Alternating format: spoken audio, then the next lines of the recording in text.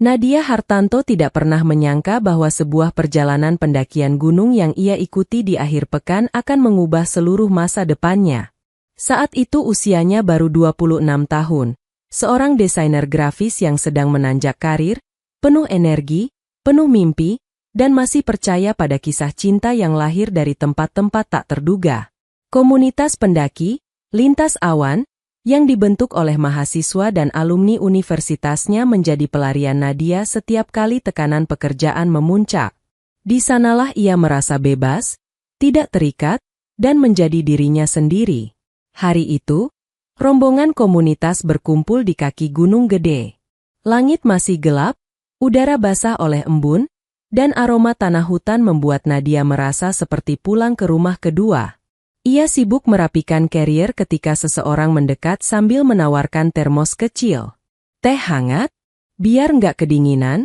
Suara seorang pria terdengar ramah. Nadia menoleh. Di hadapannya berdiri Johan Nugraha. Senyum lebar, postur tinggi, rambut sedikit berantakan seolah belum sepenuhnya bangun, tapi sorot matanya hangat. Ia baru beberapa kali muncul di komunitas itu, sehingga Nadia belum benar-benar mengenalnya. "Oh, makasih. Aku Nadia," jawabnya, menerima termos itu. "Aku Johan. Baru ikut komunitas ini 2 kali. Katanya kamu yang paling jago soal rute." Johan duduk di batu besar di samping Nadia, berusaha tampak santai. Nadia tertawa kecil. "Nggak juga. Cuma sering ikut. Jadi hafal." Percakapan ringan itu berlanjut hingga rombongan siap mendaki. Di sepanjang perjalanan, Johan selalu berada di dekat Nadia, membantu menarikkan tali trekking pole, menahan ranting yang bisa mengenai wajah, atau sekadar memastikan langkahnya tidak tergelincir di jalur yang licin. Bagi Nadia, perhatian itu terasa tulus, bukan usaha berlebihan untuk mencari kesan. Saat mereka beristirahat di pos 3, Johan duduk di samping Nadia sambil menatap pemandangan kabut yang menggantung rendah. "Sering ikut pendakian kayak gini bikin aku ngerasa hidup," katanya perlahan. Nadia menatapnya sekilas.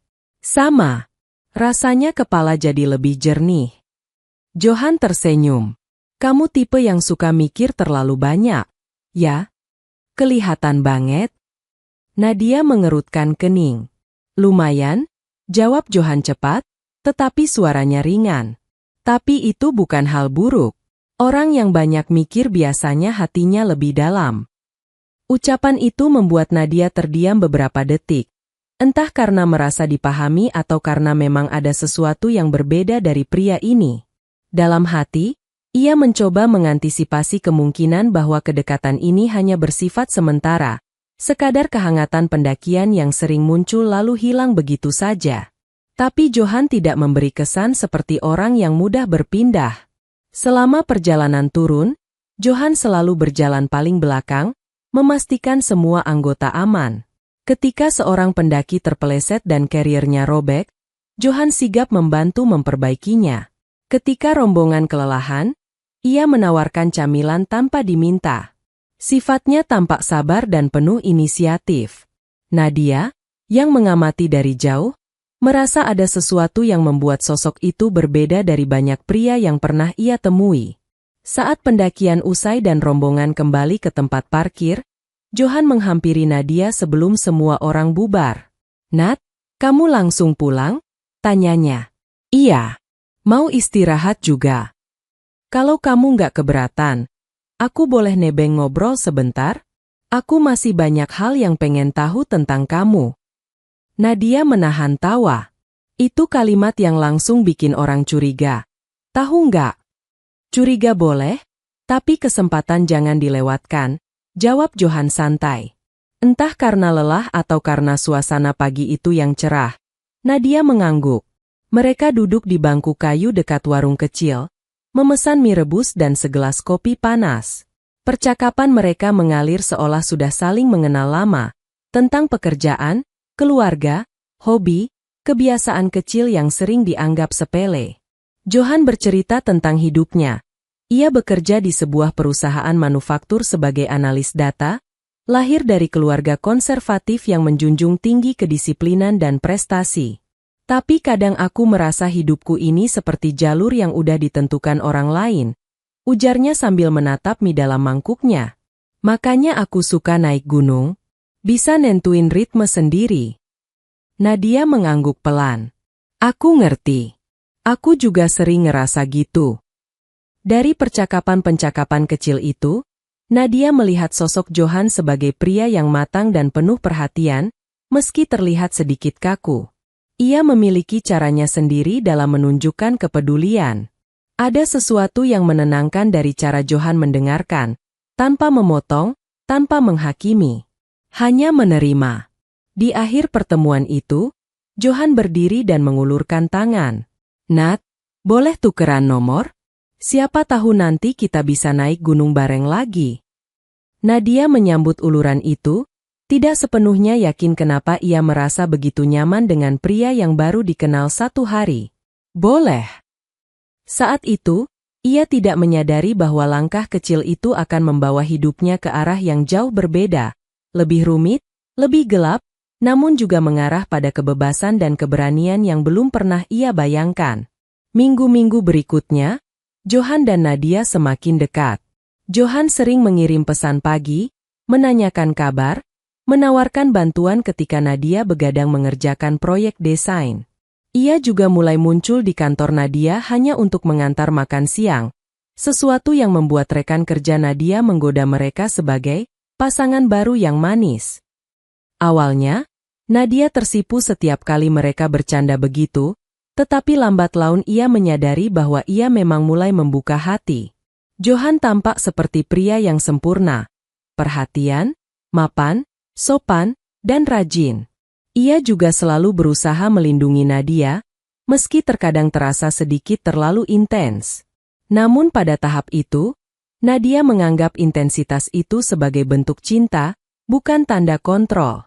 6 bulan pertama hubungan mereka berjalan seperti mimpi. Mereka mendaki beberapa gunung bersama, merencanakan liburan kecil, dan bertemu keluarga masing-masing. Ibu Johan terlihat ramah pada kunjungan pertama, meski tatapannya sulit dibaca, ada evaluasi, ada penilaian, seolah ia sedang menimbang apakah Nadia layak menjadi bagian keluarga itu. Tante orangnya tegas, kata Johan ketika mereka pulang dari kunjungan. Tapi sebenarnya hatinya baik. Jangan kaget kalau nanti tante banyak komentar. Itu kebiasaan. Nadia mengangguk, mencoba memahami. Ia ingin menjadi bagian dari keluarga Johan, meski terasa sedikit canggung. Di bulan ke-6 itulah Johan tiba-tiba melamar, di puncak Gunung Prau, di bawah langit yang dipenuhi bintang. Johan berlutut, mengeluarkan cincin sederhana, dan menatap Nadia dengan mata yang berkaca-kaca. Aku nggak tahu hidupku bakal kayak gimana ke depannya. Tapi aku tahu satu hal. Aku pengen kamu ada di sampingku. Nadia, maukah kamu menikah denganku? Momen itu begitu indah, begitu emosional, begitu meyakinkan. Nadia menangis, bukan hanya terharu, tapi juga karena merasa dicintai dengan penuh ketulusan. Ia mengangguk dan memeluk Johan erat-erat. Ia tidak tahu bahwa di balik pelukan hangat itu, tersembunyi sosok lain dari Johan, seseorang yang belum terlihat, seseorang yang perlahan akan mengambil alih hidupnya satu persatu. Itu masih jauh dari pikirannya. Yang ia tahu saat itu hanyalah satu hal. Ia akan menikah dengan pria yang ia cintai. Dan ia siap menjalani apapun yang menanti di depan. Persiapan pernikahan Nadia dan Johan berlangsung cepat, lebih cepat dari yang Nadia bayangkan. Kedua keluarga sama-sama antusias, tetapi keluarga Johan tampak lebih dominan dalam pengambilan keputusan. Ibu Johan, terutama, mengambil peran seolah dialah yang menikah. Acaranya nanti di rumah tante ya, biar lebih hemat dan rapi. Dekorasinya jangan terlalu heboh. Keluarga kita kan konservatif, ujar wanita itu sambil mengamati katalog dekorasi yang Nadia bawa. Nadia tersenyum sopan. Tante, aku sempat pertimbangkan beberapa konsep. Konsep? Ah, jangan terlalu idealis, Nadia. Pernikahan itu bukan soal dekorasi. Yang penting sakral dan sesuai adat, potong ibu Johan tanpa menatapnya. Johan hanya diam. Ia duduk di samping Nadia tetapi tidak mengatakan apapun untuk menyeimbangkan situasi. Nadia menunggu, berharap Johan akan sedikit membelanya. Namun saat ibunya pergi ke dapur, Johan menepuk tangan Nadia pelan. "Nat, biarin aja. Mama kayak gitu kalau soal keluarga. Lagian kamu kan desainer. Kamu pasti ngerti nilai kompromi, kan?" Kompromi. Kata itu mulai sering keluar dari mulut Johan. Tapi yang ia maksud bukan kompromi dua arah, melainkan Nadia yang harus mengalah. Setelah pernikahan, Nadia pindah ke rumah Johan, sebuah rumah 2 lantai sederhana di pinggiran kota, diwariskan dari keluarga Johan. Ia membayangkan kehidupan rumah tangga yang hangat dan tenang. Namun kenyataan mulai menunjukkan sisi lain sejak hari-hari pertama.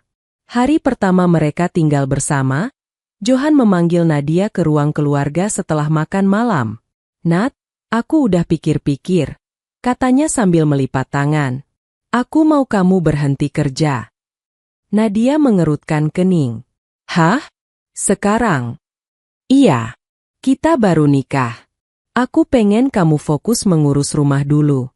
Lagian gajiku cukup buat kita berdua. Tapi pekerjaanku penting buat aku. Aku suka desain, dan aku sedang pegang beberapa klien tetap." Johan menghela napas panjang, seolah kesabaran itu sesuatu yang harus ia upayakan dengan berat. "Nadia, kamu istri aku sekarang. Bukannya seharusnya kamu dukung aku? Kamu nanti kan juga bakal punya anak. Masa masih mau kerja sampai malam terus?" Nada Johan terdengar lembut, tetapi ada tekanan halus yang membuat Nadia sulit berkata-kata. Dalam pikirannya, ia mencoba rasional. Mungkin ini hanya fase awal, mungkin Johan takut Nadia kelelahan. "Mungkin. Aku pikirin dulu." "Ya?" jawab Nadia akhirnya.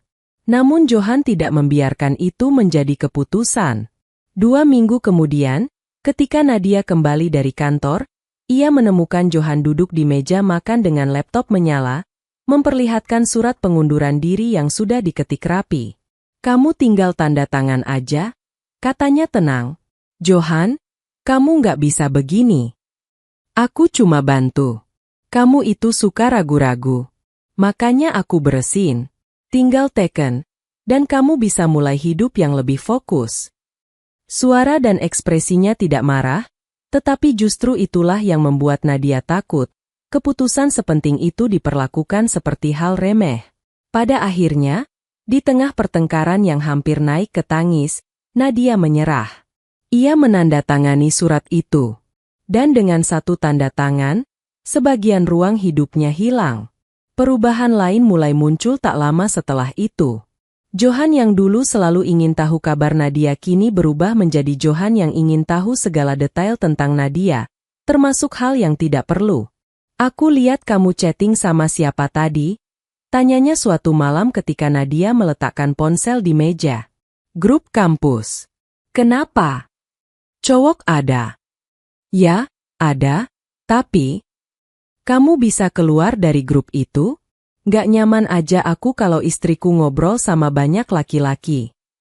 Nadia terdiam. "Itu grup teman lama, Johan?" "Ya justru itu. Kamu gak butuh mereka. Kamu kan punya aku."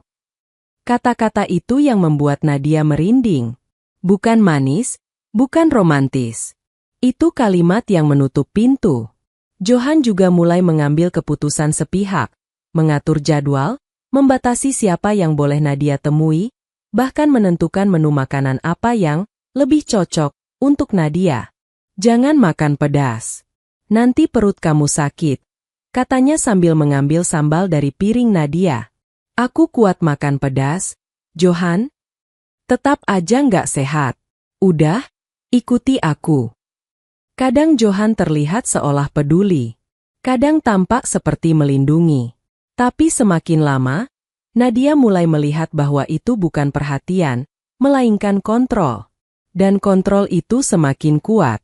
Puncak kejutan terjadi pada saat bulan madu mereka. Nadia mengira itu akan menjadi perjalanan romantis berdua, sebuah kesempatan untuk memperbaiki ketegangan yang belakangan sering muncul. Namun saat mereka tiba di resort tepi pantai di Bali, Nadia terpaku melihat beberapa orang berdiri di lobi, melambaikan tangan dengan antusias. Ibu Johan, adik-adiknya, dua sepupu, dan bahkan paman yang sering ikut campur urusan keluarga. Semua hadir. Semua tersenyum seolah sedang menyambut rombongan tur. Surprise, teriak Ibu Johan, memeluk mereka satu persatu. Nadia menoleh ke Johan, wajahnya pucat. Kamu? Ngajak mereka semua. Johan tersenyum santai. Biar seru. Namanya juga keluarga. Tapi ini bulan madu. Mama pengen ikut. Masa aku larang? Lagian kita bisa tetap punya waktu berdua kok. Jawab Johan sambil mengangkat bahu. Kenyataannya, selama seminggu di Bali, Johan hampir tidak pernah menghabiskan waktu dengan Nadia. Ia lebih sering mengantar ibunya ke spa, menemani adiknya snorkeling, dan meladeni keluhan sepupu-sepupu yang cerewet. Nadia dibiarkan sendirian, berjalan di pantai melihat gelombang, atau duduk di restoran sambil memandangi pasangan lain yang tampak bahagia. Satu-satunya yang memperhatikan Nadia hanyalah Anita, adik Johan yang paling muda dan paling pendiam. Ia duduk di samping Nadia suatu malam, membawa 2 gelas es lemon tea. Mbak Nadia capek, ya? Tanyanya pelan. Nadia tersenyum hambar. Dikit. Mas Johan, emang suka gitu? Suka nggak mikir perasaan orang? Nadia menatapnya. Kamu tahu. Anita hanya mengangguk pelan, wajahnya seperti menyimpan lebih banyak cerita daripada yang ia ucapkan. Ketika mereka kembali ke rumah, Nadia mulai melihat dengan jelas bagaimana pernikahan itu berjalan. Ia berada di dalam lingkaran keluarga Johan yang penuh aturan, opini, dan kritik halus yang menusuk. Ibu Johan sering datang tanpa pemberitahuan. Rumah kok nggak rapi? Nadia, kamu ini istri muda, harus rajin, katanya sambil mengamati ruang tamu seolah sedang melakukan inspeksi. Atau, kamu masak? Oh, kamu belum terbiasa, ya? Nggak apa-apa, nanti belajar. Mertua mana yang nggak sabar ngeliat menantunya bisa masak? Johan hanya mendengar, tidak pernah membela, tidak pernah berkata bahwa ibunya terlalu keras. Ia hanya menepuk bahu Nadia dengan ringan, seolah semua itu hal kecil yang tidak perlu dirisaukan. Namun hal-hal kecil itulah yang menggores paling dalam. Nadia mulai sulit tidur. Ia sering merasa gelisah, merasa diawasi, dan merasa salah dalam segala hal. Ia bahkan takut bercerita kepada teman-temannya karena tafsirnya selalu sama. Nanti dikira aku istri buruk. Yang ia lakukan hanya diam dan bertahan. Ia yakin cinta bisa memperbaiki semuanya. Ia yakin Johan hanya sedang beradaptasi. Ia yakin semua ini bisa berubah. Tetapi ia belum tahu bahwa belenggu itu baru mulai menutup. Dan jalan menuju kebahagiaan masih sangat jauh dari jangkauannya. Musim hujan mulai datang ketika pola sikap Johan berubah semakin jelas. Hujan deras di luar rumah sering membuat Nadia terjaga di malam hari, tetapi bukan suara hujan yang membuatnya sulit tidur, melainkan ketegangan yang semakin menumpuk setiap hari. Suatu sore, ketika langit tampak gelap lebih cepat, Nadia baru selesai mencuci piring ketika Johan pulang. Wajahnya terlihat masam, langkahnya berat. Tanpa salam, ia membuka sepatu dan melempar kunci ke meja. "Kamu dari mana?" tanya Johan sambil berjalan menuju dapur. "Dari rumah Mama. Ngambil tanaman hias. Mama mau ngasih beberapa buat halaman kita." Johan menatapnya tajam. "Kok nggak bilang?" "Aku udah bilang lewat pesan. Kamu belum balas." "Aku sibuk di kantor. Kamu jangan bikin keputusan sendiri." Nadia menelan ludah. "Ini cuma tanaman, Johan." "Justru itu. Kamu pikir semua hal sepele nggak perlu izin? Kamu tuh istri, Nat. Kamu harus koordinasi. Jangan terbiasa jalan sendiri kayak masih pacaran." Nada suaranya lebih dingin dari biasanya. Nadia memilih diam. Ia tahu, membalas akan membuat situasi semakin buruk. Beberapa hari kemudian, Johan mengajak Nadia menemaninya membeli beberapa barang keperluan kantor. Mereka mampir ke pusat perbelanjaan dan membeli 2 dus besar berisi perlengkapan kerja. Dus itu cukup berat, nampak dari cara pegawai toko mengangkatnya dengan susah payah. Johan meletakkannya di troli dan menuju parkiran. Saat sampai di mobil, Johan membuka pintu bagasi dan berkata, "Nat, kamu bawa 1 dus, ya?" Nadia memandangnya bingung. "Berat, Johan? Susah aku angkat sendiri." "Ya kamu usaha dulu. Aku kan bawa yang 1 lagi." Setelah mencoba, Nadia hanya mampu menggeser sedikit sisinya. Dus itu terlalu besar, tangannya tidak cukup kuat memeluk seluruh bagian. Melihat itu, Johan mendecak kesal. "Ah, kamu tuh kurang latihan. Kebanyakan duduk di rumah." Nadia terdiam, menahan marah dan sedih bercampur menjadi satu. Saat mereka sampai rumah, Johan memutuskan membeli rak baru untuk ruang kerjanya, yang lagi-lagi cukup besar. Setelah selesai, ia menatap Nadia. "Kamu bawa ini ke rumah ya? Biar irit. Aku mau istirahat dulu." Nadia terpaku. Barang itu jelas tidak mungkin dibawa seorang diri dari depan gang ke rumah.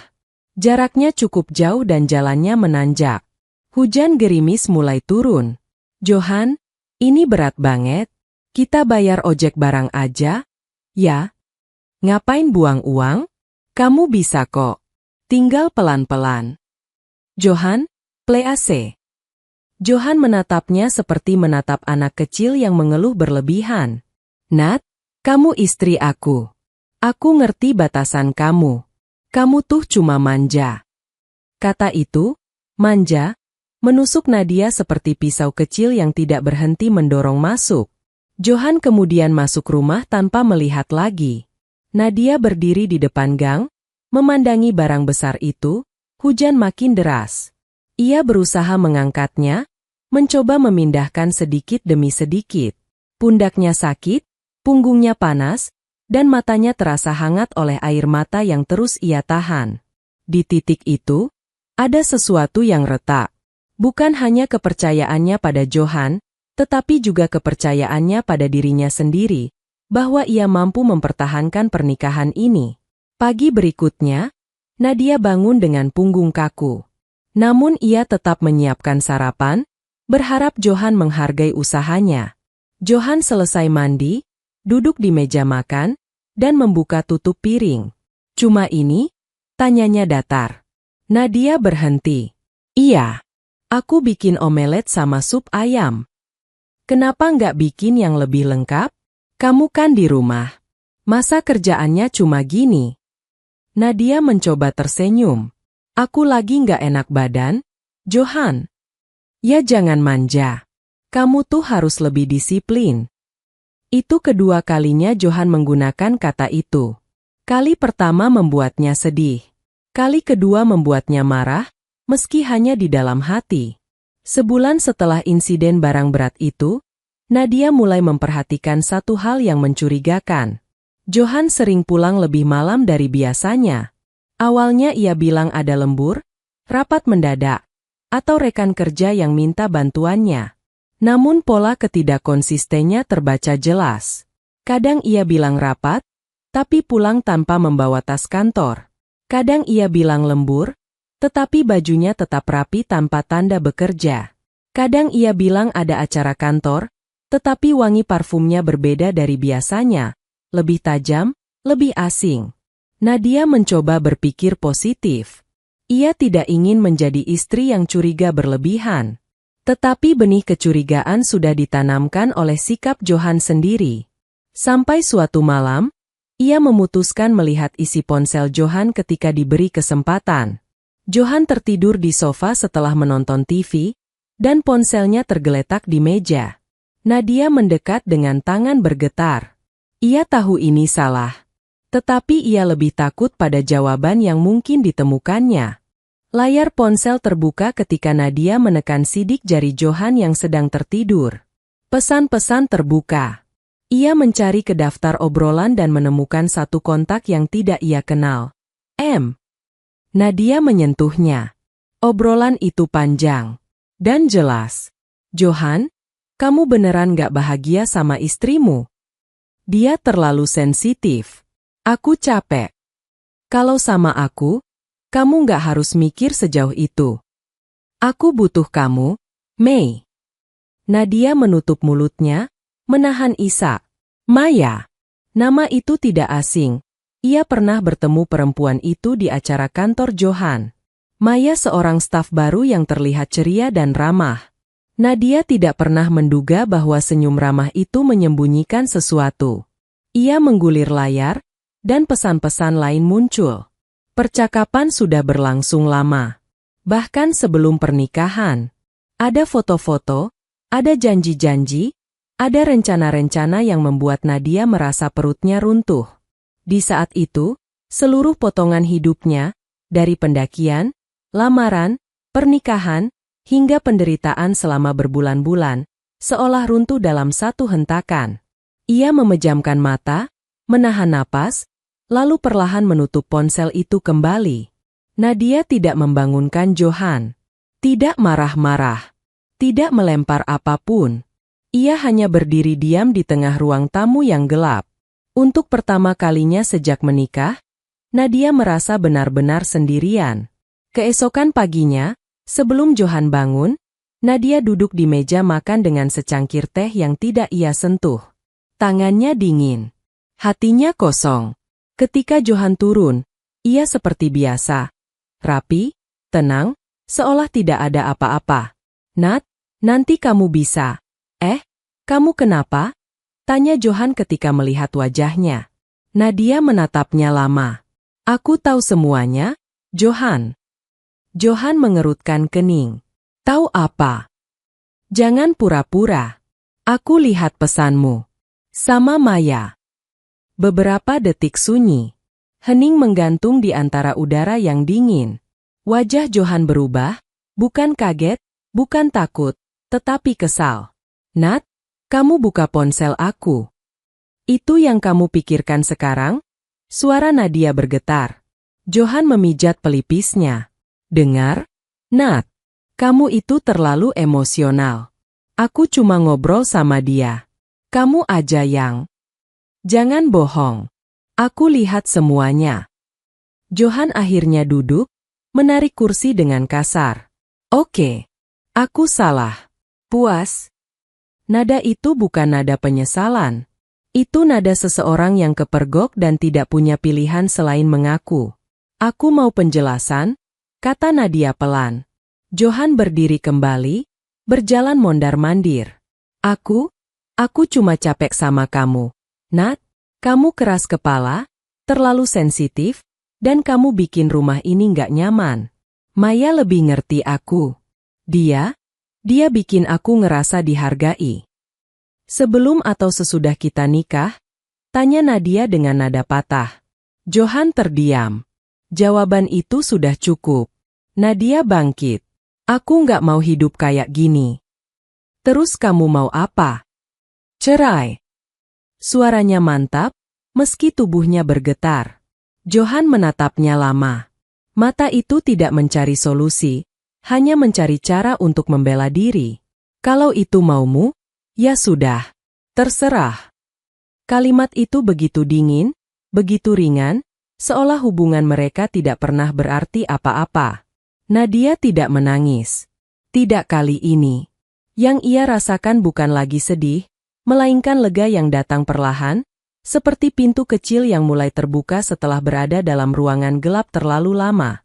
Hari-hari setelah pengakuan Johan terasa seperti kabut tebal yang menggantung di atas rumah. Ini hambar. Tidak ada pertengkaran besar, tidak ada air mata yang meledak. Hanya dua orang yang sudah tidak punya keterikatan hati, tetapi masih berada di bawah atap yang sama karena proses hukum belum selesai. Nadia mengemas barang-barangnya perlahan, memilih mana yang ingin dibawanya pergi, mana yang ingin ditinggalkan. Ia tidak buru-buru. Ia ingin memastikan langkahnya kali ini benar-benar matang, tidak lagi terseret oleh emosi atau ketakutan. Johan, sebaliknya, bertingkah seolah semua ini bukan masalah besar. Ia pulang kerja seperti biasa, makan seperti biasa, bahkan kadang bertanya hal-hal sepele sambil melihat ponsel. Besok kamu mau masak apa? Besok kamu ada rencana keluar? Nat, kamu udah nyuci baju aku belum? Nadia tidak mengerti bagaimana bisa seseorang begitu tidak tersentuh oleh keputusan besar seperti perceraian. Namun semakin ia mengamati, semakin ia sadar, Johan terbiasa menganggap dirinya pusat hidup. Ketika seseorang menjauh, ia tidak langsung merasa kehilangan, ia hanya merasa terganggu. Suatu malam, ketika mereka duduk berseberangan di ruang tamu, Nadia berkata dengan tenang, "Aku akan tinggal di rumah Mama dulu sampai proses cerai selesai." Johan mengangkat wajah. "Kamu serius? Kita sudah sepakat." Johan tidak langsung membalas. Beberapa saat kemudian, ia menarik napas panjang dan berkata, "Ya sudah, kalau itu maumu." Tidak ada permintaan maaf. Tidak ada upaya menahan. Hanya pasrah, atau mungkin sebenarnya ketidakpedulian yang lama disembunyikan. Proses perceraian berjalan lebih cepat dari yang Nadia bayangkan. Johan menandatangani berkas tanpa perdebatan. Ia bahkan tidak meminta harta gonogini atau berusaha mempertahankan citra baik di depan keluarga Nadia. Sikapnya seolah mengatakan, lebih cepat selesai, lebih baik. Namun yang tidak Nadia duga adalah reaksi ibu Johan. Ketika kabar itu sampai ke telinganya, ia datang ke rumah keluarga Nadia tanpa pemberitahuan. Nadia, yang kebetulan sedang di ruang tamu, langsung bangkit ketika wanita itu masuk dengan wajah setengah murka. "Nadia, apa yang kamu lakukan ini keterlaluan," katanya langsung. Ibu Nadia muncul dari dapur, sedikit panik. "Bu, mari duduk dulu. Kita bicarakan baik-baik." "Baik-baik? Anak ibu ini menghancurkan rumah tangga anak saya." Nadia mengepalkan tangan. "Bu, Johan selingkuh." Ibu Johan mendengus. "Laki-laki itu wajar begitu. Istri harus sabar." Ucapan itu membuat Nadia seperti disambar petir. Ia terbiasa diremehkan oleh wanita itu, tetapi mendengar pembenaran terhadap pengkhianatan putranya membuat darahnya mendidih. "Bu, saya sudah sabar." "Terlalu sabar," ucap Nadia, nada suaranya dingin. "Bahkan ketika saya diperlakukan tidak adil, saya tetap mencoba bertahan. Tapi perselingkuhan itu garis batas. Tetap saja kamu menghancurkan keluarga kami," katanya lagi. Nadia menarik napas panjang. "Bu, saya tidak menghancurkan apapun. Johan sendiri yang memilih pergi dari pernikahan ini bahkan sebelum kami menikah." Perkataan itu membuat ibu Johan terdiam sesaat. Mungkin bukan karena ia mengerti, tetapi karena ia tidak menyangka Nadia akhirnya melawan. Saat situasi semakin memanas, Anita, adik Johan, muncul di depan pintu. Nafasnya memburu seperti ia berlari. "Sudah, Ma," serunya. "Mama salah kalau nyalahin Mbak Nadia." Ibu Johan menoleh tajam.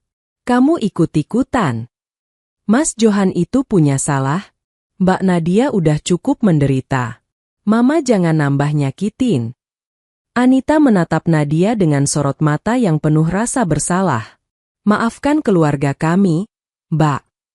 Nadia tidak bisa berkata apa-apa. Ia hanya mengangguk pelan, dan Anita memberi isyarat pada ibunya untuk keluar. Akhirnya, setelah beberapa kata kasar yang dilontarkan dengan lirih, ibu Johan pergi. Untuk pertama kalinya, Nadia tidak merasa kalah. Ia merasa bebas. Setelah surat cerai resmi diteken, Nadia memutuskan melakukan sesuatu yang telah lama ia inginkan, memulai usaha sendiri. Ia menyukai kerajinan tangan sejak kecil, merajut, membuat lilin aromaterapi, merangkai dekorasi kecil. Semasa bekerja sebagai desainer grafis, ia sering menunda hobi itu karena waktu yang tidak cukup.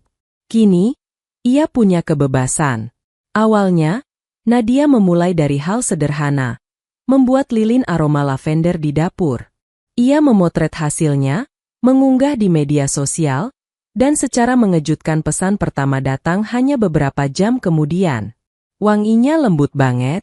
Aku mau pesan lagi, tulis pembeli itu. Dari 1 pesanan, menjadi 5. Dari 5, menjadi 30. Beberapa minggu kemudian, ia mulai menerima pesanan dalam skala besar, terutama untuk souvenir acara kecil dan hampers. Nadia tidak pernah menyangka usahanya akan berkembang secepat itu. Ia membeli peralatan produksi, memperbaiki ruang belakang di rumah untuk dijadikan studio kecil, dan membuat katalog produk. Lambat laun, usaha itu mulai memiliki nama, Hartanto Handmade. Anita sering datang membantu. Ia duduk menemani Nadia sambil merapikan stok bahan atau sekadar membuat teh hangat. "Mbak, aku bangga banget sama kamu," katanya suatu sore sambil tersenyum. "Aku nggak ngerti gimana Mas Johan bisa nyanyain orang kayak kamu." Nadia tersenyum lembut. Kadang orang nggak menghargai apa yang mereka punya sampai mereka kehilangan. Anita menunduk. Mas Johan sekarang lagi kacau. Dia kehilangan kerjaan. Maya ninggalin dia. Papa mama juga mulai jaga jarak karena malu. Nadia terdiam, mendengarkan tanpa perasaan dendam atau puas. Ada rasa simpati yang samar, tetapi tidak ada keinginan untuk kembali melihat masa lalu. "Mbak, kamu nggak apa-apa?" tanya Anita. "Aku baik. Lebih baik dari dulu." Jawaban itu tulus. Suatu malam, ketika Nadia sendirian di studio kecilnya, mengemas lilin-lilin pesanan pelanggan, ponselnya berbunyi. Nomor Johan muncul di layar. Nadia berhenti sejenak, mengatur napas, lalu mengangkat. "Halo?" Suaranya tenang. "Nat?" Suara Johan terdengar serak. "Kamu sibuk?" "Ada apa, Johan?" Hening beberapa detik. Lalu Johan berkata, Aku salah. Semua yang aku lakukan ke kamu, aku nyesel." Nadia memejamkan mata. Ada bagian dari dirinya yang dulu mungkin akan menangis mendengar pengakuan itu, tetapi bagian itu sudah mati. "Johan, kita sudah selesai." "Aku tahu. Tapi aku cuma pengen kamu tahu kalau aku kehilangan semuanya." "Kehilangan bukan berarti berubah," jawab Nadia lembut namun tegas. "Aku harap kamu belajar dari ini. Tapi aku tidak akan kembali." Johan tidak membalas. Ia hanya menghela napas panjang, napas seseorang yang akhirnya sadar bahwa penyesalan datang ketika semuanya telah terlambat. "Maaf, Nat," katanya pelan sebelum menutup telepon. Nadia menatap lilin-lilin yang ia buat. Aroma vanila memenuhi ruangan, hangat, menenangkan. Ia tersenyum kecil. Untuk pertama kalinya setelah sekian lama, air mata yang jatuh bukanlah air mata luka, melainkan rasa syukur. Ia membebaskan dirinya dari belenggu yang selama ini mengurung. Ia memilih jalannya sendiri. Dan ia tidak menoleh lagi. Hari pertama setelah proses perceraian resmi selesai, Nadia bangun dengan perasaan yang belum pernah ia rasakan selama bertahun-tahun, ringan. Tidak ada lagi jadwal yang harus ia ikuti untuk menyenangkan seseorang. Tidak ada suara bernada perintah. Tidak ada tatapan meremehkan dari mertua. Tak ada paksaan, tak ada tekanan. Hanya keheningan, dan di dalam keheningan itu ada sebuah ruang besar yang baru terbentuk. Ruang yang mulai bisa ia isi dengan dirinya sendiri. Sejak memutuskan pergi dari rumah Johan 3 bulan sebelumnya, ia tinggal sementara di villa milik keluarga almarhum ayah angkatnya di pinggiran kota Bogor. Villa itu awalnya tampak seperti bangunan tua yang terlupakan, tetapi suasananya menenangkan. Udara pagi sejuk, pepohonan pinus berdiri rapi di sisi samping bangunan, dan suara jangkrik malam memberi irama yang membuat Nadia merasa dekat dengan dirinya sendiri lagi. Ia berdiri di balkon dengan secangkir teh hangat, memandangi kabut pagi yang menyelimuti halaman. Tempat itu seolah memberinya kesempatan untuk mengulang hidup dari awal. Tak lama setelah menetap di villa itu, Nadia mulai merajut kembali hobinya yang sempat hilang, membuat kerajinan tangan dari tanah liat dan resin. Hobi itu dulu hampir ia tinggalkan setelah Johan melarangnya bekerja sebagai desainer. Namun kali ini berbeda. Ia membuatnya bukan untuk mencari validasi atau pujian siapapun. Ia melakukannya karena ia menyukainya, karena aktivitas itu membuatnya merasa hidup. Satu persatu karyanya ia unggah ke media sosial. Tanpa ia duga, banyak orang tertarik. Pesanan mulai berdatangan. Awalnya hanya beberapa orang yang memesan, lalu puluhan, sampai akhirnya Nadia kewalahan menangani semuanya sendirian. Ia membentuk usaha kecil, menyewa 2 pekerja part-time dari desa sekitar, dan perlahan bisnis itu bertransformasi menjadi brand kerajinan tangan yang mulai dikenal. Setiap karya yang ia buat selalu memiliki makna. Ada aksesoris berbentuk bunga edelweiss, terinspirasi dari masa lalunya sebagai pendaki. Ada mug bertekstur tanah retak yang ia beri nama Reborn, mewakili perjalanan seseorang yang pernah hancur tetapi tumbuh kembali. Bagi Nadia, setiap produk bukan sekadar barang jualan. Itu adalah fragmen-fragmen hidupnya yang dulu terpecah. Dalam proses membangun kembali hidupnya, satu orang yang tidak pernah ia sangka hadir sebagai sumber kekuatan adalah Anita, adik Johan. Sejak awal rumah tangga Nadia dan Johan, Anita memang sudah memihak Nadia diam-diam. Ia tidak menyukai cara ibunya merendahkan orang lain, termasuk Nadia. Ia juga tahu bahwa kakaknya memiliki temperamen buruk, tetapi ia tidak bisa berbuat banyak karena keluarganya cenderung menutupi semua kekurangan Johan. Ketika mendengar Nadia menggugat cerai, Anita diam-diam menghubungi Nadia tanpa sepengetahuan keluarganya. "Aku tahu kamu terluka, tapi kamu pantas mendapat hidup yang lebih baik," kata Anita saat pertama kali mengunjungi villa itu. Keduanya duduk di ruang tamu dengan kopi hitam hangat. Pertemuan itu bukan hanya silaturahmi, itu menjadi titik balik hubungan mereka. Sejak saat itu, Anita sering datang membantu, kadang membawa bahan mentah, kadang sekadar menemani Nadia bercakap-cakap. Anita melihat perubahan besar dalam diri Nadia. Dari wanita yang dulu selalu menahan kata-kata, kini menjadi seseorang yang berani membuat keputusan untuk dirinya sendiri. Di sisi lain, Anita benar-benar kecewa dengan kakaknya. Ia menyaksikan bagaimana Johan kehilangan segalanya setelah perceraian. Johan merusak hubungan dengan keluarganya, termasuk dengan Anita sendiri, karena sikap keras kepala dan kontrolnya yang berlebihan. Dengan perlahan, Anita mulai menjaga jarak dari keluarganya yang toksik dan mendekat ke kehidupan yang ia anggap lebih sehat, bersama Nadia. Kabar tentang kondisi Johan sampai ke telinga Nadia dari beberapa teman lama mereka. Johan kehilangan pekerjaan setelah sering melanggar aturan kantor. Ia juga berpisah dengan Maya yang sejak awal tidak pernah ingin menjalin hubungan serius dengannya. Setiap kali mendengar kabar itu, Nadia tidak merasa puas atau dendam. Ia hanya merasa jauh.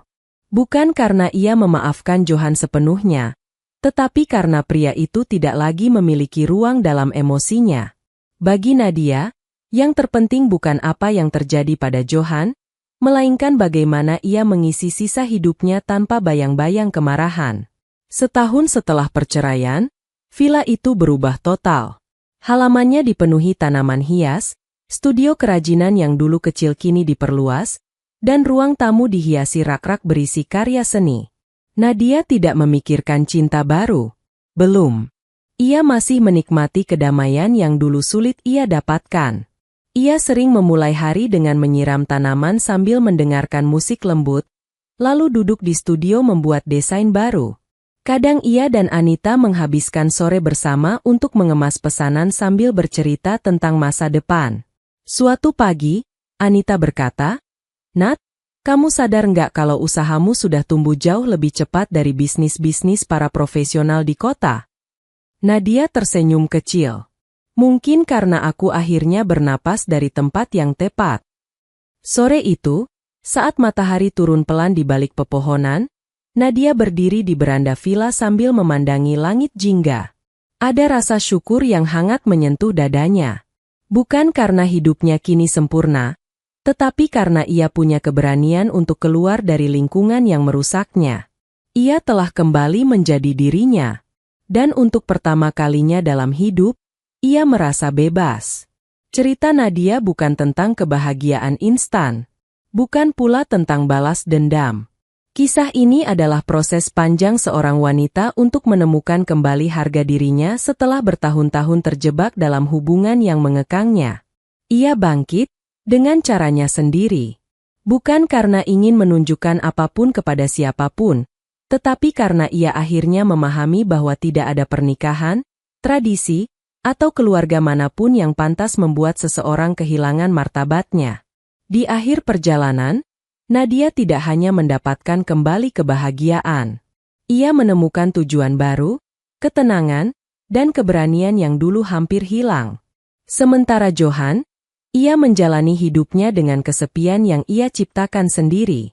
Nadia, di sisi lain, melangkah ke masa depan yang ia bangun dengan tenang, tanpa rasa takut, tanpa tekanan, tanpa ada yang mengatur hidupnya selain dirinya sendiri. Dirinya sendiri. Dirinya sendiri. Dirinya sendiri.